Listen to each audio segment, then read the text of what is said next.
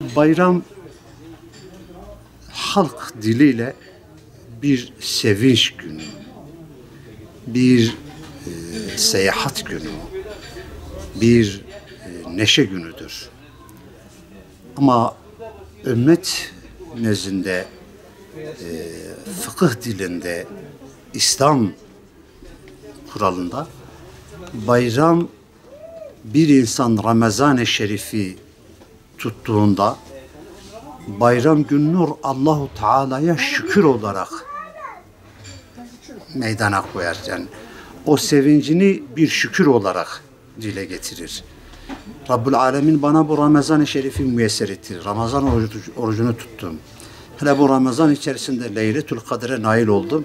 Bu benim için dünyalara bedeldir. Bayram aynı zamanda ümmetin kardeşlik, muhabbet, sevinç ve huzur günüdür.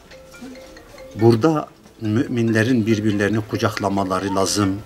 Eğer varsa bu son günde, yani şimdiye kadar varsa da bu son günde mutlaka işlerindeki kin, nefret, haset, istememezlik, kibir, riya, ücub bunları atması lazım. Çünkü biz burada sevinçliyoruz, diyoruz ya Rabbim biz senin için bir ay boyunca oruç tuttuk.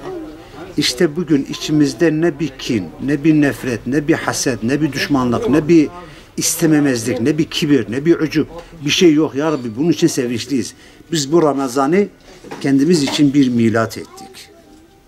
Bizim için bir milat oldu ve burada yeni, açık, temiz bir sayfa açıyoruz. Bunu lisan-ı halimizde ve lisan-ı kalimizde hem Allahu Teala'ya hem topluma gösteriyoruz. Ve bir de bu Ramazan'da ümmet bir düşünsün. Biz bu Ramazan'da fakir fukaralara ne yaptık? Biz bu Ramazan'da biçarelere, perişanlara ne yaptık? Yani Ramazan mertlik ayı, huzur ayıdır. Bu Ramazan'da Müslümanların birbirlerine sahip çıkmaları lazım.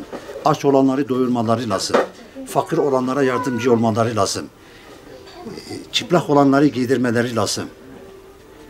Ağlayan mazlumların gözyaşlarının silinmesi lazım. Biz bu bayramda neler yaptık? Aynı zamanda bir muhasebe günüdür de, yani şimdi bir sene gitti. Ramazan bundan sonra neler yapıyoruz? Eğer şimdiye kadar yapmamışsak bugün Filistin'de, Myanmar'da, Türkistan'da, Suriye'de, Irak'ta ve dünyanın dört bir yanında her gün zalimlerin silahlarıyla ama Müslüman kılıklı insanların teşvikiyle Müslümanların kanı dökülüyor. Biz bunlar için neler yaptık? Hiç dua yaptık mı? Yani en az onlar için bir dua yapabilirdik. Eğer maddi olarak bunlara destek olmamışsak da en az manevi olarak onlara dua edebilirdik. Ve zalimlerin helaki için dua edebilirdik. Eğer yapmamışsak bunu yapacağız. Ve Müslümanlara, özellikle dünya Müslümanlarına, hele Müslümanları idare eden, manevi olarak idare eden alimlere, yöneticilere diyoruz ki gelin, Kur'an bize yetiyor. Kur'an ve sünnet bize yeter. Bize Avrupa'nın kanunları geçmiyor. Onlar sürekli fitne çıkarıyorlar. Gelin Kur'an ve sünnet etrafında toplanalım, bir vahdet oluşturalım. Ümmeti Müslümanı, yani ümmetin Müslümanlığı da gayrimüslimini de zulümden, zalimlerden kurtaralım. Bütün insanlara çağrımız budur. Hele alimlere, alimler çekinmesinler. Hakkı söylesinler. Alimler öncü olsunlar, önder olsunlar halk için. Onlar ellerini vicdanlarına koysunlar, biraz cesaret getirsinler kendilerine. Ve halkın önüne çıksınlar. Halkı hakka, hakikate, adalete teşvik etsinler. Bugün bizim için en sevinçli günümüz olmalı.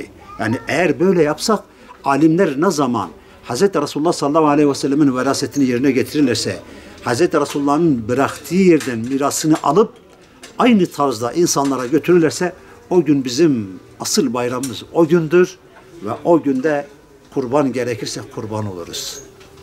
Yeter ki o gün gelsin. Bizim alimlerimiz Kur'an ve sünnet metodu üzerinde hem kendileri aydınlansınlar hem de insanları aydınlatsınlar ve insanları hakka, hakikate, Kur'an'a ve sünnete teşvik etsinler. Alimler Kur'an ve sünnet etrafında toplandıkları sırada elbette ki bu halkın gençleri de, bu halkın ihtiyarları da, bu halkın orta yaşları da, erkeği de, kadını da, esnafı da herkes huzur bulacaktır, rahat edecektir ve asıl bayram günü de o gün olacaktır. Hani biz diyoruz ya, Ramazan öyle bir ay ki Kur'an nazil olmuştur. Kur'an nazil oldu ne demektir yani? Yani Kur'an'dan önce zaten halk arasında zulüm vardı, yanlışlıklar vardı, kötülükler vardı, istilalar vardı. Kur'an geldi bunların tümünü sildi, süpürdü, götürdü. Adaleti ilahi tesis etti. Ha biz diyoruz gelin Kur'an yeni bize nazil oldu. Şehri Kur'an budur. Kur'an yeni nazil olmuştu. Hazreti Resulullah son vefat ettiği sırada o Ramazan ayında 2 kere Kur'an'ı okumuş, Cibril-i Emin de dinlemiştir.